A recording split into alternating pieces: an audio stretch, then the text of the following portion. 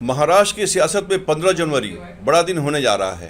राज्य की 29 महानगर पालिका में वोटिंग होनी है और सबकी नजरें टिकी है मुंबई मेयर की कुर्सी पर। मुंबई महानगर पालिका चुनाव में कांग्रेस वंचित आघाड़ी ने पूरी ताकत झोंक दी है। इस कड़ी में वार्ड 140 से उम्मीदवार एडवोकेट प्रज्योति चंद्रकांत हंडोरे के समर्थन में मैदान में उतरी बाला साहेब आम्बेडकर की पत्नी अंजलि आम्बेडकर ने सीधे तौर पर मतदाताओं से प्रज्योति हंडोरे को विजयी बनाने की अपील की।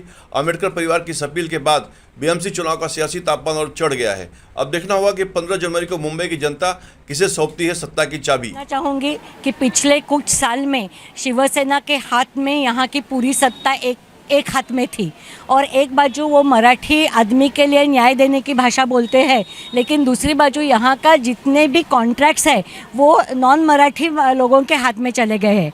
हम मराठी या अमराठी ये वाद निर्माण नहीं करना चाहते। हम संविधान मानने वाले लोग हैं और हमारे लिए वंचित मराठी मानुष जितना महत्वपूर्ण है उतना ही वंचित बाहर के देश के आए हुए जो मजदूर है, स्थलांतरित हुए घुमंतु लोग हैं, अपना देश छोड़ के बम्बई में पेट पालने के लिए लोग आए हैं, उन सबके साथ कांग्रेस और वंचित बहुजन आघाड़ी एक साथ रहेगी। आज आपण इथे 139 आणि 140 या दोन्हीही शेजारी असलेल्या प्रभागाच्या साठीची छोटी आपली आज प्रचार सभा आहे।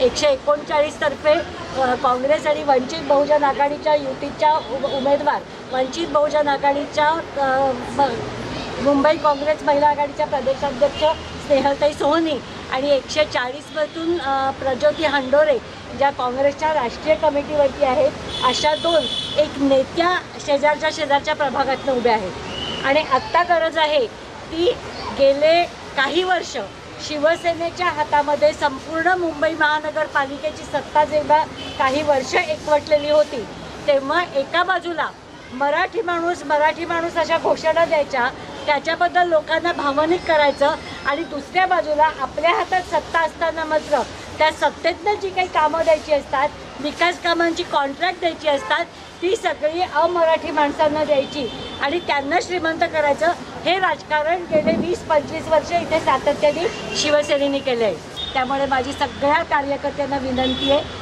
की युती धर्म निभावा आणि जिथे जिथे काँग्रेस आणि वंचित बहुजन आघाडीच्या युतीचे उमेदवार उभे आहेत तिथे युतीच्याच उमेदवारांना मतदान करा, ही माझी दोन्ही प्रभागातल्या कार्यकर्त्यांना त्याद्वारे विनंती आहे। आणि मला असं वाटतं मी आपल्या सगळ्यांच्या वतीने स्नेहलताईंना आणि प्रज्योतिताईंना 16 तारखेच्या निकालासाठी खूप खूप शुभेच्छा देते। जय भीम, जय भारत। आणि माझा 7 नंबर लक्षात असू द्या। जय भीम।